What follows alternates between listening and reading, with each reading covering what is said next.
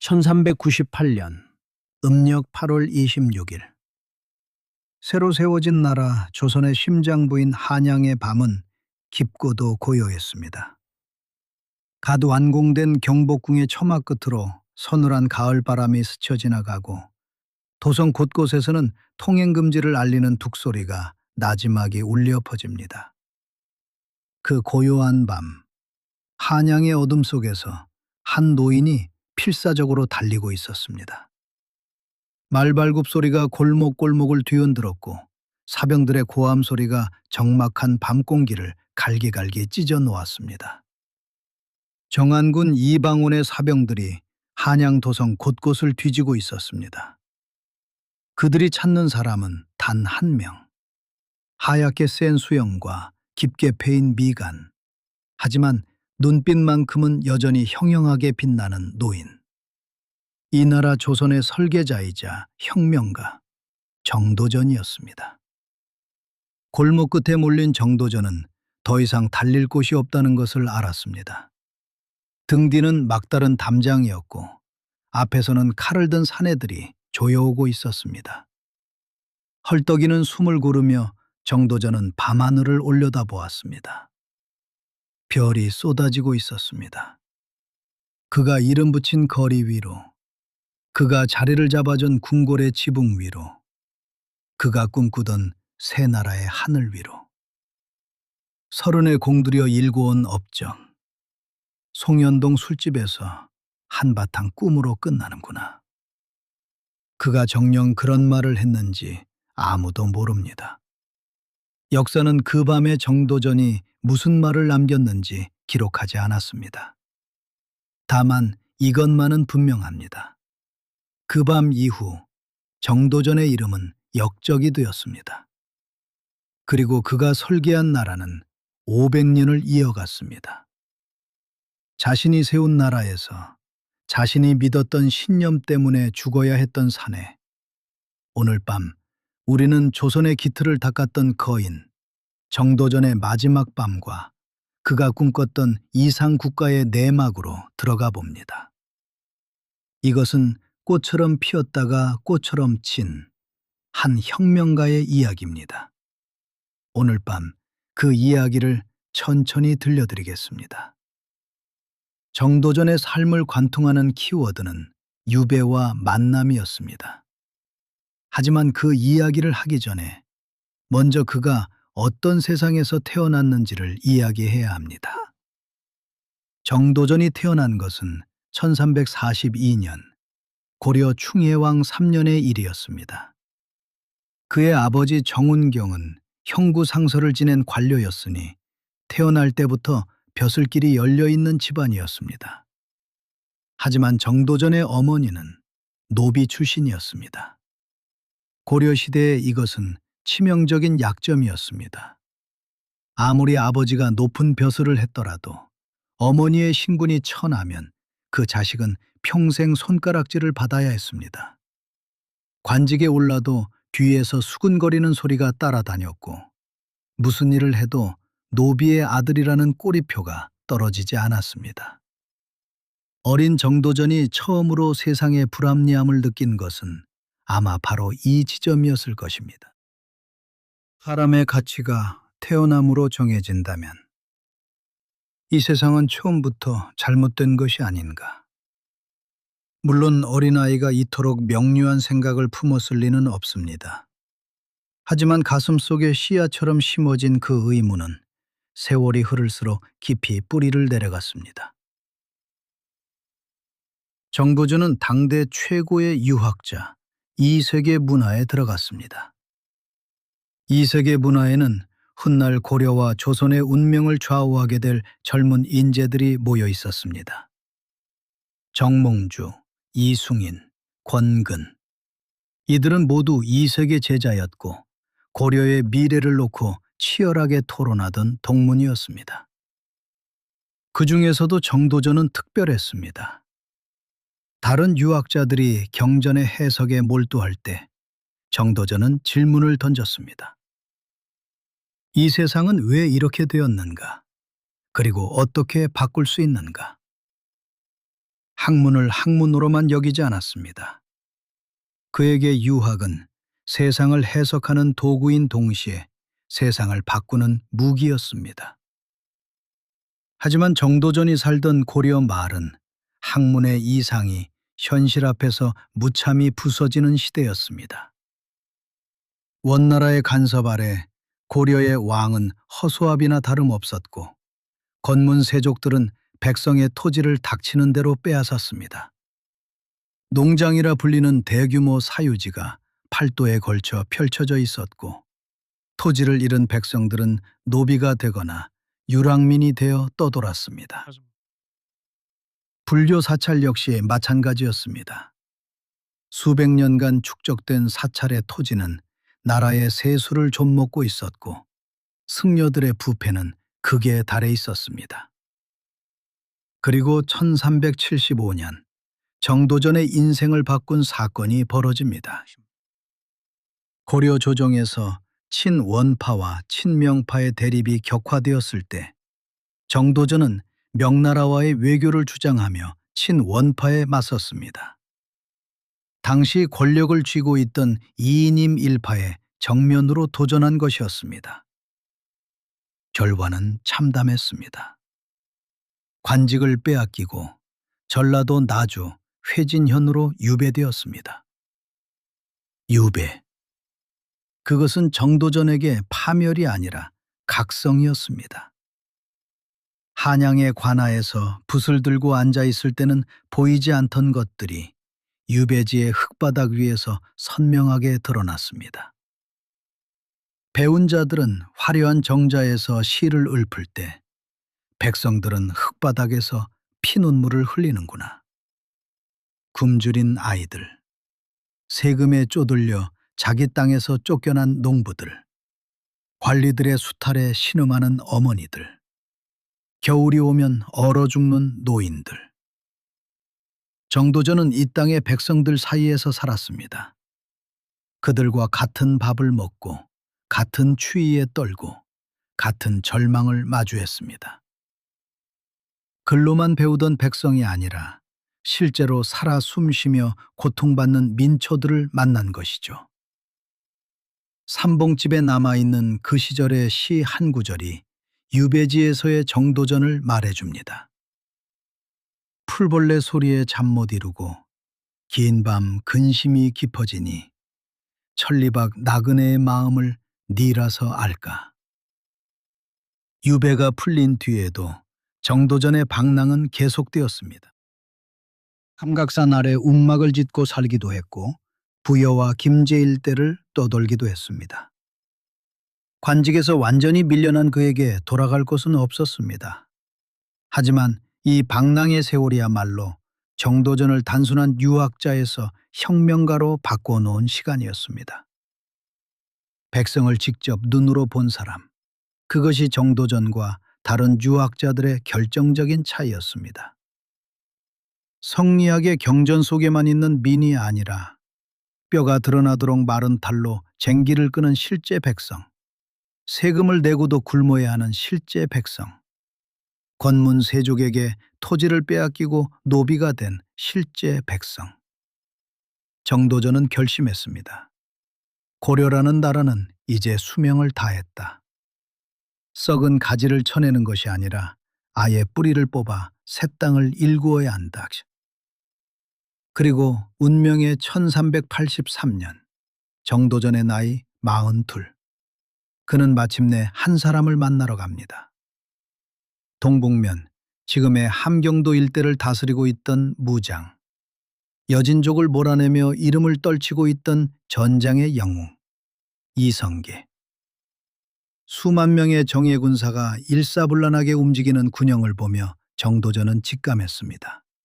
이 사람이다. 나의 머리와 저 사람의 칼이 만난다면 세상을 뒤집을 수 있다. 정도전은 자신의 꿈을 이성계에게 말했습니다. 새로운 나라, 백성이 근본이 되는 나라, 부패한 권문세족이 사라진 나라, 토지가 백성에게 돌아가는 나라. 이성계는 들었습니다. 무인이었던 이성계에게 정도전의 말은 자신이 가진 힘에 대의를 입히는 것이었습니다. 칼만으로는 세울 수 없는 것, 붓이 필요한 것, 그것을 정도전이 가지고 있었습니다. 칼과 붓이 만났습니다. 한 사람은 세상을 설계할 머리를 가졌고 한 사람은 세상을 뒤엎을 힘을 가졌습니다.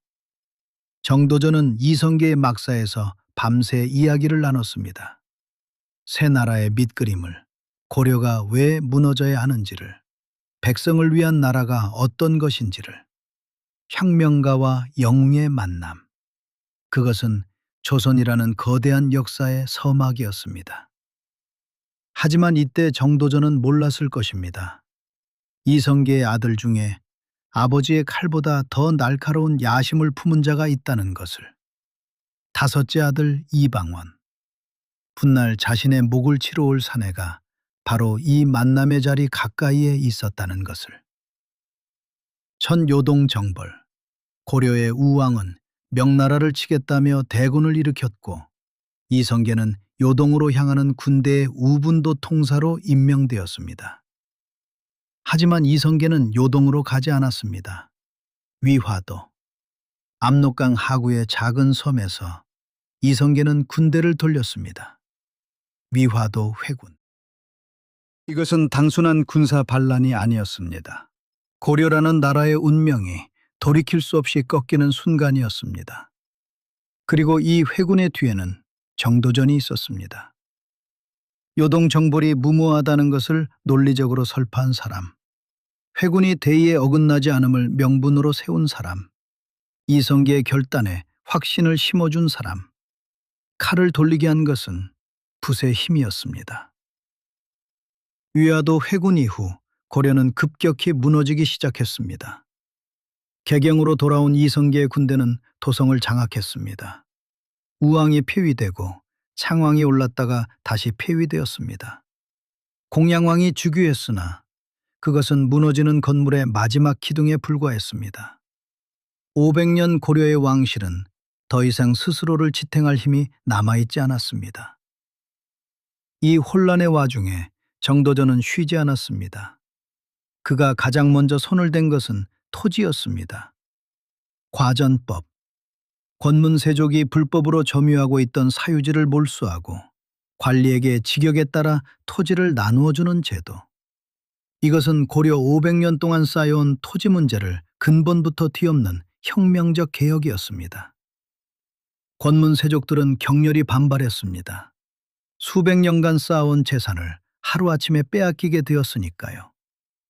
하지만 정도전은 물러서지 않았습니다. 토지는 백성의 것이다. 백성이 땅을 잃으면 나라가 무너진다. 그리고 이 과정에서 한 가지 결정적인 비극이 일어납니다. 정몽주. 이 세계 문화에서 함께 공부했던 동문, 고려의 개혁을 함께 꿈꾸었던 동지. 하지만 정몽주는 고려를 버릴 수 없었습니다. 나라를 고치되 나라를 바꾸어서는 안 된다. 그것이 정몽주의 신념이었습니다. 정도전은 나라를 새로 만들어야 한다고 믿었고 정몽주는 이 나라를 지켜야 한다고 믿었습니다. 같은 스승 아래에서 같은 꿈을 꾸었던 두 사람이 신념 하나의 차이로 돌이킬 수 없는 갈림길에 섰습니다. 1392년 정몽주는 선주교에서 이방원의 수하에 의해 참살되었습니다. 정도전이 그 소식을 들었을 때 그의 마음은 어떠했을까요? 역사는 기록하지 않습니다. 하지만 한때 같은 꿈을 나누었던 벗이 피를 흘리고 쓰러졌을 때 아무런 감정도 없었을 리는 없습니다. 다만 정도전은 멈추지 않았습니다. 혁명이란 한 번 시작하면 멈출 수 없는 것이니까요. 1392년 음력 7월 17일 마침내 조선이 건국되었습니다. 이성계가 수창궁에서 왕위에 올랐습니다. 고려가 멸망하고 조선이 세워진 것입니다. 이성계가 왕위에 올랐지만 실제로 나라의 설계도를 그린 것은 정도전이었습니다. 정도전에게 건국은 끝이 아니라 시작이었습니다. 왕을 세우는 것은 첫걸음에 불과했습니다. 이제 나라를 만들어야 했습니다. 가장 핵심적인 것은 재상 중심의 정치 체제였습니다. 왕은 하늘이 내린 상징일 뿐 실제로 나라를 다스리는 것은 덕망 있는 재상들이어야 한다. 왕은 도구로 나라를 다스리되 실제 정무는 재상이 운영한다. 왕이 잘못된 판단을 내리면 재상이 바로잡는다. 왕 한 사람의 역량에 나라의 운명을 맡기지 않는다. 정도전의 꿈은 왕의 독단을 막고 시스템에 의해 운영되는 나라였습니다. 이 꿈을 담아 정도전이 직접 집필한 책이 있었습니다. 조선 경국전. 이 책은 조선이라는 나라의 설계도 그 자체였습니다. 국가의 통치구조, 관료제도, 재정운영, 군사편제, 법률체계, 한 나라를 운영하는 데 필요한 모든 것이 이 한 권에 담겨 있었습니다. 그뿐이 아니었습니다. 정도전은 경제문감도 저술하여 재상과 관료가 백성을 다스릴 때 지켜야 할 원칙과 역사적 사례를 집대성했습니다. 불시잡변을 통해서는 불교의 폐해를 조목조목 비판하며 성리학을 새 나라의 정신적 기둥으로 세우고자 했습니다. 훗날 완성되는 경국대전의 뿌리가 바로 이 조선 경국전이었습니다. 정도전의 설계는 책 속에만 머물지 않았습니다. 한양 도성. 정도전은 새 수도 한양의 도시 설계에 깊이 관여했습니다. 그는 한양을 수도로 정하고 궁궐의 이름과 도성의 사대문 이름 하나하나에 유교적 이상을 담았습니다. 경복궁의 정각들의 이름을 붙인 사람이 바로 정도전이었습니다. 근정전, 부지런히 정사를 돌보라는 뜻의 이 이름은 왕에 대한 정도전의 주문이었습니다. 왕이란 높은 곳에 앉아 권위를 누리는 자가 아니라 백성을 위해 부지런히 일하는 자라는 것. 사정전, 깊이 생각하여 정사를 펴라. 광화문, 왕의 큰 덕이 온 사방을 비추다. 숭례문, 흥인지문, 돈이문, 숙정문, 한양도성의 사대문 이름까지 정도전의 손에서 나왔습니다. 그가 이름 붙인 전각과 문과 거리는 600년이 지난 오늘날까지 그 이름 그대로 남아 있습니다. 하지만 이 철학은 강력한 왕권을 원했던 왕자들, 특히 이방원에게는 용납할 수 없는 도전이었습니다. 이성계의 다섯째 아들, 고려의 과거에 급제한 문무를 전비한 왕자, 아버지의 왕위를 위해 선주교에서 정몽주를 제거한 냉혹한 정치가, 이방원은 건국 과정에서 아버지 못지않은 공을 세웠습니다. 아니, 어떤 면에서는 아버지보다 더 결정적인 역할을 했습니다. 정몽주를 제거한 것도 이방원이었고 건국의 마지막 걸림돌들을 치워버린 것도 이방원이었습니다. 나라를 세운 것은 우리 이씨 가문의 칼인데 어찌하여 저 선비놈이 주인 행세를 하려 드는가. 그런데 새 나라가 세워지자 정도전은 이방원을 밀어냈습니다. 세자 책봉. 정도전은 이성계의 여덟째 아들 신덕왕후 강씨 소생의 어린 이방석을 세자로 세웠습니다. 건국의 최대 공신인 이방원이 아니라 겨우 11살의 어린 왕자를. 왜 그랬을까요? 정도전에게 이상적인 왕은 강한 왕이 아니었습니다. 재상의 보좌를 받아들이는 왕, 신하들의 조언에 귀를 기울이는 왕, 자신이 설계한 재상 중심 체제를 순순히 받아들일 왕. 이방원은 그런 왕이 될 수 없었습니다. 이방원은 너무 똑똑했고 너무 야심이 컸고 너무 결단력이 있었습니다. 그런 왕 아래에서 재상 중심 정치는 불가능했습니다. 정도전은 자신의 이상을 지키기 위해 이방원을 배제해야 한다고 판단한 것입니다. 하지만 이 판단은 치명적인 실수였습니다. 선주교에서 정몽주의 피를 밟고 지나간 사내를 정치적으로 밀어내는 것이 어떤 결과를 낳을지 정도전은 알았을까요? 몰랐을까요? 이방원은 분노했습니다. 아버지를 왕으로 만드는 데 목숨을 걸었건만 돌아온 것은 배제와 경계였습니다. 세자 자리는커녕 왕자로서의 대우조차 제대로 받지 못했습니다. 건국의 공은 정도전이 독차지했고 자신에게 남은 것은 위험한 존재라는 낙인뿐이었습니다. 둘 사이의 팽팽한 긴장감은 극에 달했습니다. 정도전은 사병을 혁파하여 왕자들의 힘을 빼앗으려 했고, 이방원은 자신의 목숨과 권력을 지키기 위해 기회를 엿보았습니다.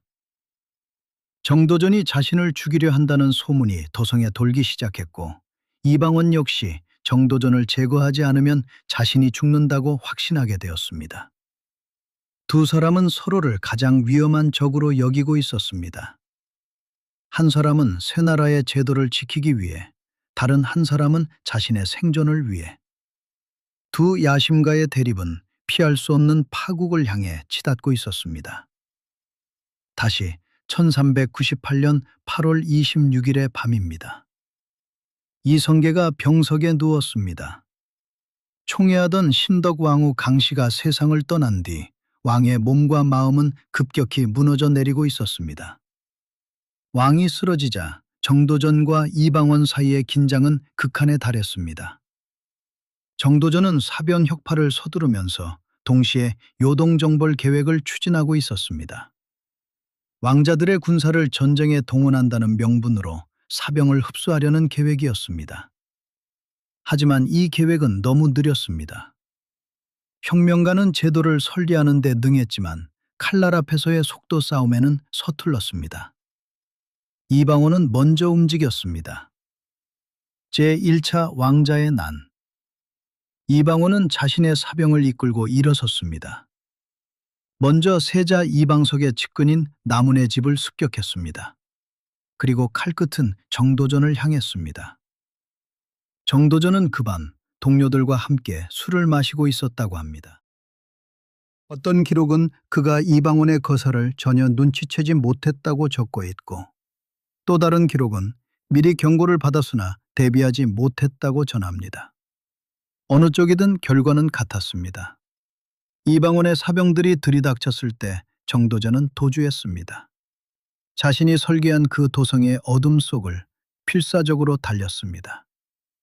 어둠 속을 달려 한 민가에 숨었다고도 하고 골목을 헤매다가 붙잡혔다고도 합니다.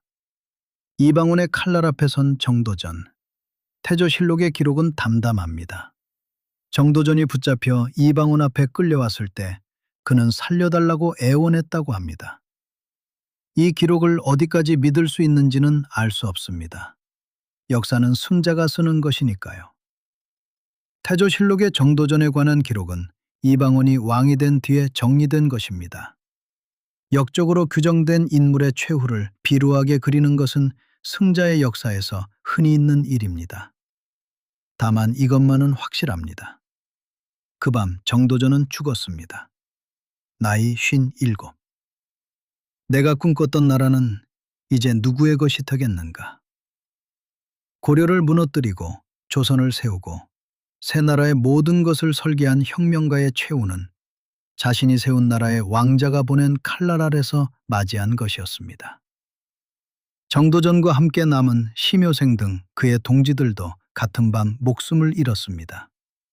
세자 이방석과 그 형 이방번도 살해되었습니다.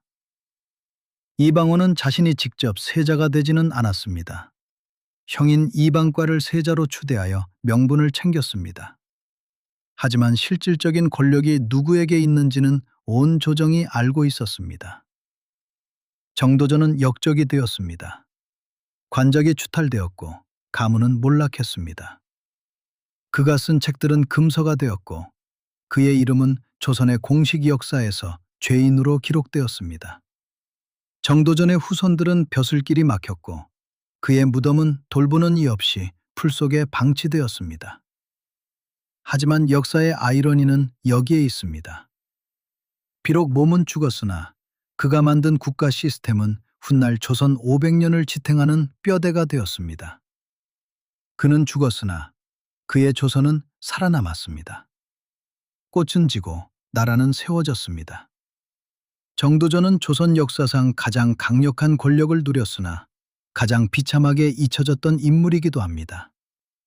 역적. 조선 500년 동안 그에게 붙은 이름은 역적이었습니다. 수백 년간 그는 역적이라 불리며 무덤조차 제대로 관리되지 못했습니다. 하지만 참으로 기이한 일이 아닐 수 없습니다. 역적으로 죽은 정도전이 설리한 그 나라는 500년을 이어갔습니다. 그가 구상한 재상 중심의 정치 체제는 비록 이방원에 의해 꺾이긴 했으나 조선 내내 왕과 신하 사이의 긴장과 균형이라는 형태로 살아남았습니다. 사헌부와 사관원의 간쟁, 경연에서의 토론, 조보를 통한 정치의 공론화, 왕이 함부로 권력을 휘두를 수 없게 만드는 장치들은 정도전이 뿌린 씨앗에서 자란 것이었습니다. 그가 집필한 조선 경국전은 경국대전의 뿌리가 되어 조선의 법과 제도를 500년간 떠받쳤습니다. 그가 이름 붙인 경복궁의 전각들은 임진왜란에 불타고 다시 지어진 뒤에도 같은 이름을 간직하고 있습니다. 근정전, 사정전, 광화문, 그의 북끝에서 태어난 이름들이 600년이 지난 오늘 밤에도 서울의 한복판에서 빛나고 있습니다. 이방원은 정도전을 죽였습니다. 그리고 이방원은 조선의 세 번째 왕, 태종이 되었습니다. 태종은 강력한 왕권으로 조선을 다스렸습니다. 정도전이 꿈꾼 재상 중심의 나라가 아니라 왕 중심의 나라를 만들었습니다. 그러니 이방원이 이겼고 정도전이 졌다고 볼 수도 있습니다. 하지만 정녕 그런 것일까요? 태종의 아들 세종은 신하들의 의견에 귀를 기울이는 왕이었습니다. 집현전을 세워 학자들과 함께 나라를 다스렸고 백성을 위해 글자를 만들었습니다. 세종이 꿈꾼 나라는 어쩌면 정도전이 꿈꾼 나라와 그리 멀지 않았는지도 모릅니다. 정도전의 이름이 복권된 것은 그가 죽은 지 500년도 더 지난 뒤의 일이었습니다. 오랜 세월 역적의 이름 아래 묻혀있던 혁명가를 역사는 마침내 다시 불러냈습니다. 오늘날 우리는 그를 다시 부릅니다. 현실에 안주하지 않고 새로운 세상을 꿈꿨던 혁명명가, 백성을 나라의 근본으로 삼으려 했던 정치가, 조선을 설계한 사람, 새로운 세상을 꿈꾸었으나 동지였던 자의 칼에 쓰러진 사람, 죽어서도 자신의 나라를 지탱한 사람. 정도전은 꽃과 같은 사람이었습니다. 고려라는 낡은 겨울을 뚫고 피어나 조선이라는 봄의 첫 번째 꽃이 되었습니다. 하지만 꽃은 오래가지 못합니다. 봄이 무르익기도 전에 바람에 꺾이고 말았습니다. 꽃은 졌습니다. 하지만 꽃이 떨어진 자리에 열매가 맺혔습니다. 그 열매가 바로 조선이었습니다. 오늘 밤 이 이야기를 들으시는 분들 중에도 혹시 자신의 신년 때문에 외로운 밤을 보내고 계신 분이 있으실지 모르겠습니다. 내가 옳다고 믿는 길이 세상에서는 인정받지 못할 때, 함께 걸었던 동지가 돌아서서 적이 되었을 때, 내가 잃은 것들이 정작 나에게는 아무것도 남겨주지 않았을 때, 정도전의 밤도 그러했을 것입니다. 유배지에서 풀벌레 소리를 들으며 잠 못 이루던 밤, 삼각산 움막에서 차가운 바닥에 등을 대고 누워 천장을 보던 밤, 그리고 마지막으로 이방원의 칼날 앞에 선 그 밤. 그 모든 밤을 지나 정도전이 남긴 것은 하나의 나라였습니다. 서른의 노력을 한바탕 꿈이라 말하며 의연하게 죽음을 맞이했던 그 노학자의 용기를 떠올려 보십시오. 우리의 꿈도 언젠가는 누군가에게 거대한 뼈대가 될지 모르니까요. 꽃은 지고 나라는 세워졌습니다. 부디 평안하고 고요한 밤 되시길 바랍니다. 밤의 낭독이었습니다.